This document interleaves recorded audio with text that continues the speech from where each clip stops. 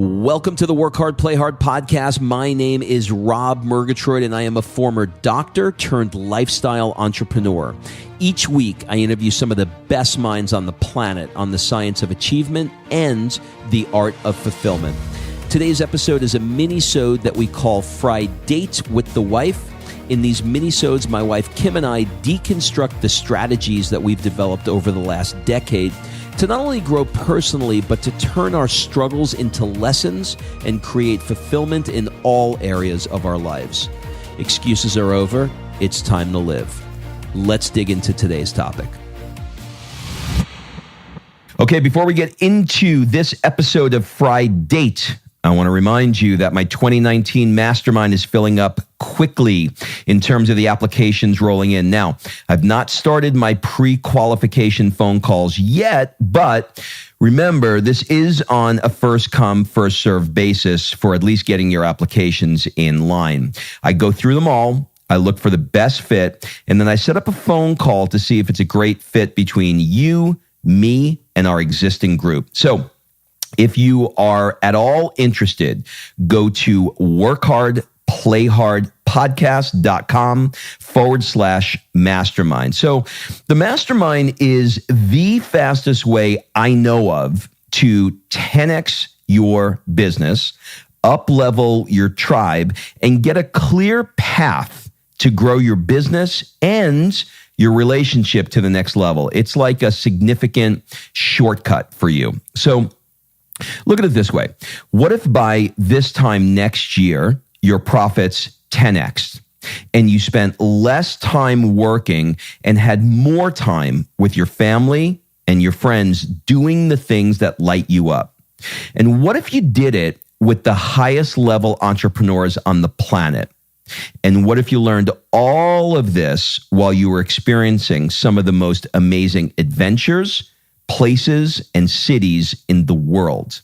Stop the what ifs and make a decision to make this happen. So go to workhardplayhardpodcast.com/mastermind and fill out the application. In the mastermind, I'll put you into a group of high-level achievers where everyone is at your level or higher, and you'll be in 3 different masterminds throughout the year, going to 3 different locations and being a part of what I call an experiential learning environment. I learn best by doing cool things with cool people and not in the back of a Holiday Inn conference room. So I redesigned the entire mastermind concept and made it fully immersive experiences. I made the long conference room tables disappear, the one with the mints and the water. It's all gone. So who's it for? Any upper 6-figure earner that is at $300,000 or above, or those that have just barely squeaked over their first million and are looking to learn how to get past the multiple 7-figure range year after year. So even if you're just curious, go to workhardplayhardpodcast.com/mastermind and click apply. Do not let this negative self-chatter get in the way. We all have it, by the way. Power through it. Power through it. You can do it. All right, let's get on with the episode. Well, happy New Year. Oh my God. It's like I can do it. Is it February yet? It's a season, honey. It's a season. It's a season of 2019. All right. Kimberly Murgatroyd, welcome to your show. How are you, honey? I'm so wonderful. How are you? I'm good. You know what we're going to talk about? What are we talking about? We are going to talk about the 5 health strategies that we're using in 2019. And by the way, this is not just some BS. Let's talk about how we're going to get healthy for the new year and lose 10 pounds. This is us really stepping into what are the things that we're changing. Why are we changing them, and why are they important to us? And as with everything in life, as we get older, we look at things a little bit differently. As Kim said last week, she re-quoted somebody's quote, "The youth is wasted on the young," right? It so is. Oh my God. It is. All right. So Kim, lead us through this. What is number 1? Well, before you get to that, our goals through the years, now 15 years together, right? So our goals through the years have definitely changed. I know my 25-year-old self was really focused on looking good in a bikini and attracting you. And it worked, honey. And it worked. It worked. So mazel to me. Mazel to you. But, or mazel to you. Who knows? Yeah. But, the goal was not my health. It was more vanity. It was fitting in, cute clothes and all that stuff.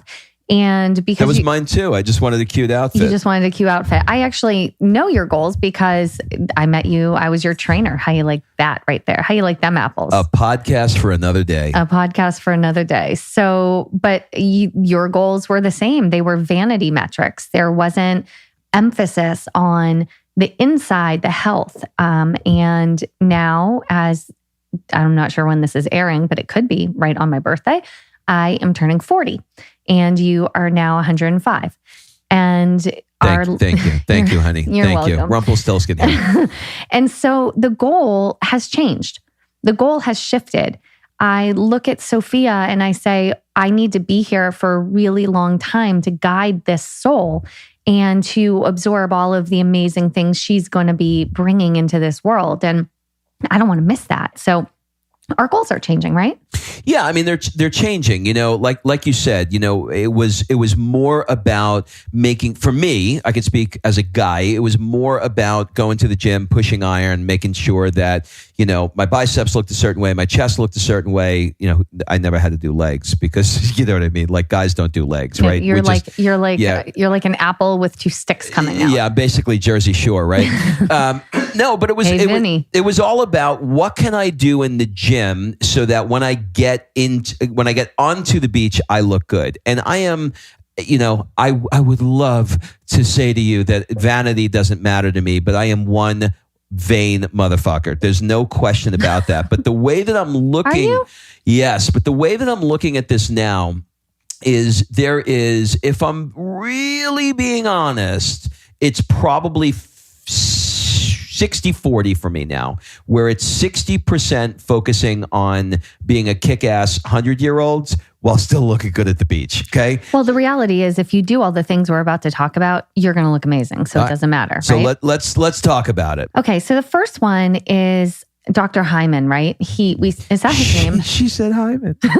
That is his name, right? Yes, it's his name. By the way, I'll never have him on the show because every time I say his name, I laugh. But I know. But go ahead. But he's incredible. And we saw him at Lewis House Summit of Greatness.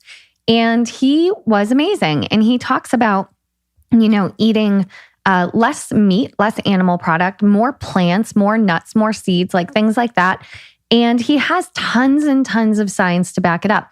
Again, I'm not talking to you right now about weight loss. I'm not talking about losing your belly fat. I'm not talking about that or getting into skinny jeans. We're talking about actual health in your body. So are there other things that any diet will help you lose weight. You restrict calories, you burn more of them, and guess what? You lost weight. Congratulations. But it could probably be muscle. What I love about his research is that it is health-based. It's relieving disease-based. And that to me is what I'm really focusing now in the second half of my life. Here's what he said, which really struck me. He said, look, people are talking about paleo. People are talking about keto. People are talking about vegan. We can spend our whole freaking life saying, should I be paleo? Should I be keto? Should I be a vegan? And debating the differences between all three. Or we can look at what the three things have in common and take the 80-20 on it. So there are certain things, like they all agree processed food is bad. They all agree eating more vegetables is good. There's small differences in where they disagree. He says, disregard it. Like just put most of your focus on the principles that are the same for all three of them. And for me, that made the most logical sense. It makes the most logical sense. You can still get protein in many other ways, and it doesn't just have to come from animals. And what I love about this too is when I read, what's the book with the guy with the cancer? Oh, Love, Medicine, and Miracles by Bernie Siegel. Thank you. When I read Love, Medicine, and Miracles, that's the other thing. So, when my best friend got diagnosed with cancer, we both decided to read this book at Rob's recommendation. And it was life-changing because there are things that people did he recorded, the patients that came in and that ended up passing, and the patients that came in and ended up, beating cancer and living a great life. And what were the things that they did? And one of them was eating less meat, and a lot of them went vegan. So there is so much data to support this. And again, please hear me. I'm not talking about getting abs. I'm talking about actual health in your body. Now, he also said, yep. Now, let me not confuse you, because vegetarians die too. Vegetarians die too. Yep. And so it's not just that, but when I'm seeing all of the data and the research for just eat a little bit less. And look, I'm Greek. I will eat lamb until I die. Like I love lamb. I like red meat. I actually am not that much of a fan of chicken, but I do want to eat less. And so that is something that we've been doing in 2018, the tail end of 2018.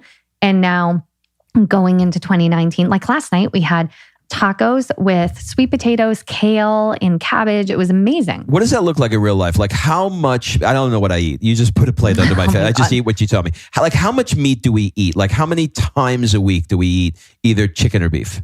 Well, we only eat it once a day at all anyway. Like there's very rarely, well, for me, I don't eat it really more than once a day. And I am implementing more vegetarian meals into our week. So I guess I'm aiming for like 3 or 4 times a week to have meat. And this is another thing, like when we did the Blue Zone podcast and we talked about Ikaria in Greece, they don't eat meat very much. And it's a actual, like during the holiday or something like that, they don't eat, they're like the only Greek island that doesn't eat a lot of meat. And they have the longest longevity, in one of the highest longevities in the world. So there is something to be said for it. All right, let me talk to you about the next area, which is training. So Yes. we alluded to earlier, training. So when you were in the cover of magazines, right? my When God. you were in your heyday, when you were Lana Turner, right? Okay, I was never Lana Turner. And by the way, there's nobody listening to this podcast who even knows who the hell Lana Turner is. That's how old I am. But when you were a pinup girl, right? Oh my God. Okay, you're making me sound like I was in Hustler.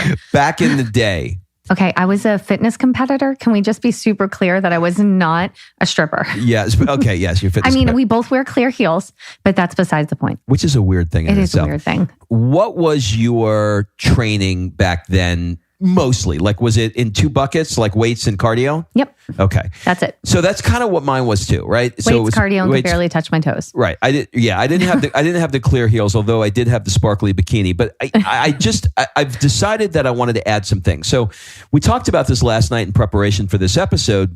I told her write down yoga competitively. So I'm not going to do a yoga competition. Don't get me wrong. But for me, when I started doing yoga, I walked in and said, okay, my first goal, it's hot yoga. My first goal was, don't die. can I get through the heat of this room? Like if I sat there lying in Shavasana, which is basically lying on your back, or even child's pose for the 60 minutes, and I was able to get through the heat of basically Miami in August at noon, okay, then that was enough. And then the next goal was for me to actually do the exercises and perform them in some way that even resembled the poses. Okay. But now I'm looking at it differently because I can actually do them. I'm saying, okay, how do I do this I'm going to use the word competitive because I don't know what other word to use, but in the same way that if I was doing a bench press and I was like going, okay, I'm going for a personal record here. I want to go give it all I got. How does that apply? Intensity is probably a better word. How does that apply in the yoga world? And it's a very interesting thing to do because what yoga does for me, we haven't talked about this, but what yoga does for me in a cardiac kind of way is it helps you get deep into the parasympathetic as opposed to just doing cardio where you're just doing cardio where your heart is racing 1,000,000 miles an hour. This is like this weird thing of like, you're like slowing your heart down, but it's speeding up at the same time. It's like the spacing between the beats in the way of like a heart rate. It's literally interval training because with my Whoop, if you look at your yoga data, it's interval training. Really, really your interesting. Your heart rate goes really high and then it drops low, and then it goes really high and then it drops low. Yoga and competitively, I think, is a really good way to phrase it because I'm competing with myself. Sometimes I'm in my mind competing with other people in the class, even though I know I shouldn't be, because yoga is not a competition. Keep reminding myself of that. But I do it in a fun way. It's not like I'm going to beat you, motherfucker. Like, it's not like that. It's more like, oh my God, okay, well, I'm striving to be better. And so I want to do better. I want to be better. And every time I'm in there, I go deeper into the pose. Now when did I start yoga? Like last year in like March or April? Yeah. It was it's not even been a year yet, but I remember when I first went in the room, I went into the back corner of the class every time. Back hidden corner. Like I wanted to be in the darkest, most removed place ever. I couldn't touch my toes. I'm an ex-gymnast that couldn't touch her toes. Okay, this is bad. I had struggled to hold the poses. My balance was horrible. I was falling over, just like basically standing up. I was basically standing up and falling over. Like it was really bad. And after I had Sophia, I really struggled getting back into fitness. That was hard for me. And when I walked into yoga, it was rough. I remember, you'll appreciate this, Rob, and anyone that does yoga. I remember the first class that did Om at the end. And this will show how cardiovascular this is. So Om is where, you do the chant. And so you have to breathe in real deep and you chant, Om. So it goes on for a little while. Like the chant's the long chant. And at You're first, like going, oh. Yeah, exactly. So at first I was like, oh, like I was done. I ran out of air. There was nothing left. And I was like, oh my God, how are these people going this long? Now I can Om with the best of them. And that just shows the increase in my cardiovascular and my breathing. And there have been so many changes. Today was interesting for me because, like I said, let's call it 9 months ago, I started yoga and back left corner of the room every single time. Ask me where I was today. Front row, right corner pocket. Look at you in the front row. And it's not like a vanity thing. It's actually a confidence thing. I would have never, ever, ever put my ass in that front row before. And now, believe me, there's plenty of yogis up there that are probably, in their head going, why is this chick in the front row? But I like that front corner pocket now. And it's a good spot for me. So, but the confidence that's increased, the flexibility, all of these things. This is what I'm talking about with being like a kick-ass 100-year-old. Elderly people fall, right? They have a fall, like RBG. RBG just fell, right? She cracked some ribs and now she's down for the count. And then infections come and then this comes and then that comes. And the fall is usually the trigger. Why do people fall? Because they have no flexibility. They have no muscle strength to hold themselves up. They're wobbly. They don't have balance. And so these functional things in your functional body isn't being challenged. Therefore, when you get older, you fall over, you crack your rib. I remember my grandmother fell once, hit her head on the kitchen counter and ended up in the hospital for like 2 weeks. And that was the beginning of the end. And so, well, this is the point of the kick-ass 100-year-old, because one of the first things that happens as you age is that you wind up, your balance winds up getting off. So you need to train things for balance. All right, let's talk a little bit. Let's talk a little bit about sleep. Yeah. Sleep. Your favorite subject. We have never, ever dove into sleep in our, we never considered sleep in our fitness routines other than the last couple of months. Yeah. And that is in large part due to documenting our sleep via the wearable Whoop app that we talk about so much. It's incredible. We're not going to go into detail about Whoop or how it documents sleep, but basically, in short, sleep is, it's literally a third of your day, right? It's 8 hours of the 24. And so much magic happens during that time. So much restorative magic happens that, we have become so... Sleepophiles? Yeah, because, like when you start measuring what happens if you have more than 2 drinks and how that affects your deep sleep and how many hours of sleep you're getting, are you sleep deprived or not? So many things are factors in that we have created a sleep architecture, that there's, let's put it this way. There are, in shorts, blackout curtains, cool temperature in the room, no devices in the room, no television in the room, hot bath before you go to sleep, read, but fiction, not something that's going to get you going. Journaling, meditation. That's like a laundry list, right? If you did one of those things that I just mentioned, chances are your sleep would be better. But here's the point. Consider today when you go home, and you may laugh when you hear this, but what does your sleep architecture look like? In other words, what does that ritual at night look like for you? And if that ritual looks like you're getting in your bed and you guys are watching the news before you go to sleep and you have your phone next to your nightstands, I promise you, you are not getting the value of sleep that you need to get. There's so many people that are doing great work, from Ariana Huffington to Sean Stevenson, on sleep, that, it's worth it. I looked at all of this and went, I put my head on the pillow and I go to sleep. No, there is so much more, because when you wear a wearable, you see what really happens. Just because your eyes are closed and you're sleeping does not mean that you're getting the quality of sleep that you need. So I would strongly recommend that you Google Whoop so that you can track it, and that you get Sean Stevenson's book on sleep or Ariana Huffington's book on sleep. They're both excellent. And I'll leave it there. All right. Awesome. Next up, minerals. So, I talk pretty much all day about minerals and the importance of that. A lot of people think, you scroll your Facebook and you see everyone and their mother selling some sort of fitness supplement or whatever.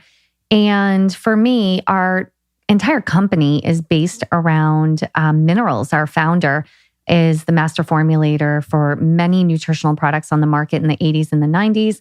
And then he came and created the product he really wanted to create, which is the one that Rob and I use. And he is known as the mineral man. Why are minerals important? Well, basically, they're no longer in our soil supply. Our soils where farming happens are being overfarmed. They're not being remineralized. When you have minerals in soil and then you grow carrots, the minerals from the soil go into the carrots. You eat the carrots, you get the minerals in your body, your teeth, your everything, your bones, your health, just every part of your health. You need vitamins and minerals together. Frankly, the minerals are not in the water. Yeah, they're not in anything. The way they used to be. So we're actually using... Well, when you have spring water, so that's why... So I never understood why like mountain spring water was the thing, where it's running over the rocks. Well, guess what? When it runs over the rocks, it absorbs minerals. And that kind of stuff is decreasing because everything is being like bleached out, and, nasty stuff is getting put into our bodies because of, I guess greed, wanting to make more money, over farming so you can keep up with the supply and all of these things. So minerals are so important to your body and to your health. And for a lot of people, don't even realize they're not getting the minerals that they need. And so whenever someone says to me, oh, I don't need shakes, I just like whole food. Well, I think that's great. Knock yourself out with whole food. But you're not getting, I have more minerals in my shake right here than you do in that giant salad you just ate, because mine is actually infused with minerals that you can't find, that are not in the grocery store, and that your body really needs to be able to function properly. And so, there are a lot of products out there with minerals. I know, Rob, you use some drops and you put them in your water. I do. One of the things that you just made me think of is the person that says, I just eat whole food. And if you follow that person around, I promise you, they're not eating whole food. They're eating McDonald's. I just want to eat real foods, and then they eat a bunch of shit. Yeah, there's a difference between the theory and what they're actually doing. But yes, I use, I got to find the name of it. I'll link it up in the show notes. I'll tell these guys to link it up. But basically, I listened to, if you haven't listened to his podcast already, Ben Greenfield is freaking amazing. He's a super nerd when it comes to this stuff, super geek. And he's, when you talk about like a human guinea pig, this guy's implanting things in his body that is insane. Anyway, he talked about water, and he convinced me, if you want to go next level, like we all know you're supposed to drink water, but if you want to go next level and drink water that actually has value for you, it has value just drinking the water. But if you want to soup it up, you got to put the trace minerals back. So I'll link up in the show notes what the name of the trace mineral. And basically I just put 10 little drops into 40 ounces. And it used to taste like a fish tank to me, but it doesn't anymore. So now, just to wrap that in a bow, so you can get minerals like what you're talking about with Ben Greenfield, add them to that. You can get other supplements that have minerals, trace minerals in it, but that's the point. The point is, don't just rely on whole foods. UCLA did a study of spinach in 1953 and compared it to spinach in 1997 at one particular farm in California. And you needed 43 bowls of spinach in 1997 to equal the amount of vitamins and minerals that was in the 1953. What do you think that is now? So minerals are lacking in your food. If you're feeling like a little like shit and you're like, oh my God, I eat so healthy, but I still am dragging. Guess what? You're not getting enough vitamins and minerals. You basically need to be Popeye. Yep. Popeye. All right. Let's wrap it up with gut health. Yes. So this gut health is all the rage, right? So we have digestive enzymes, which are, they actually help you digest different foods, hard foods. Sometimes because I don't eat a ton of meat, I really try to take some digestive enzymes before big meals. I like to bring them to Greece because we go out to Scorpios and we have that like massive meal of lamb and all of the amazing stuff that's on the table. And instead of feeling gassy, bloated, having indigestion, digestive enzymes really help. The other thing that really helps for gut health is probiotics. And this is just good for keeping the health of your gastrointestinal tract in check. And it's, listen, your immune system is in your gut. 80% of your immune system is in your gut. So the healthier your gut is using probiotics, digestive enzymes, the healthier you're going to feel, the less irritable bowel and all leaky gut and all of these things that are going to happen. Bone broth is another really good thing that you can use to heal and seal the gut so you don't have that leaky gut. By the way, why are the words associated with gut health so disgusting? I know they Why are. is it like leaky, irritable, bowel? Yeah. Do you know what I mean? Like there's nothing sexy about a gut. It's disgusting. Yeah. And when you say to somebody, oh, he has a gut, like we all have a gut, technically. Even gastro, it's like gas and bloating and indigestion. It's disgusting. It is disgusting, but there are ways to make it less disgusting. So the last thing that I'd say about gut health, so 3 things, just to recap: digestive enzymes, probiotics, bone broth, and then fasting. Fasting allows, whether you're doing intermittent fasting each day, like 16 hours fasting, 8 hours, with an eating window, or if you're doing what I do, which is the 24 to 48 hour fast, a couple of times a month. Either way, you are allowing your digestive tract to repair and to regenerate, which is going to increase the health of your gut, increase the good bacteria in your gut, and increase your immune system. So that's why gut health is so important. Peter Attia, if you don't know who he is, he's got an amazing podcast, a super technical when it comes to this stuff. He's the kick-ass 100-year-old guy. He's the kick-ass 100-year-old guy. And he said something. He said, I don't fast to lose weight, although I do lose weight, but that's not why I fast. He said, I fast because the evidence is incontrovertible that your risk of cancer goes down by 40% if you have a regular intermittent fasting practice. And then he goes on to explain why, which he loses me every time he explains it. But the point is that if you make it a part of a practice, and one of the things that Kim and I have been doing is we've been fasting daily until noon. So it's a nice, easy way to, like Play School 101, just sort of start getting your body into fasting before you do maybe what Kim's talking about, the 24 or 48 hour fast. Yeah, I love that with Peter Attia because there's so much research with fasting. I read research the other day that oncologists are having patients fast for 24 to 48 hours prior to getting chemotherapy, because it increases the immune system and it gives them so much more energy. So then they go into chemotherapy and there's less downside for them coming out of chemotherapy once they have bumped that immune system up. And I mean, there's so many things with fasting. So you're not starving your body. Rob and I choose to do a nutritionally supported fast where we're actually taking something that has aloe vera and trace minerals and vitamins during the day, but we're allowing that digestive system to rest itself and repair. Well, there you have it. Those are your 5 health strategies to rock your 2019. That's it, everybody. Have a great week.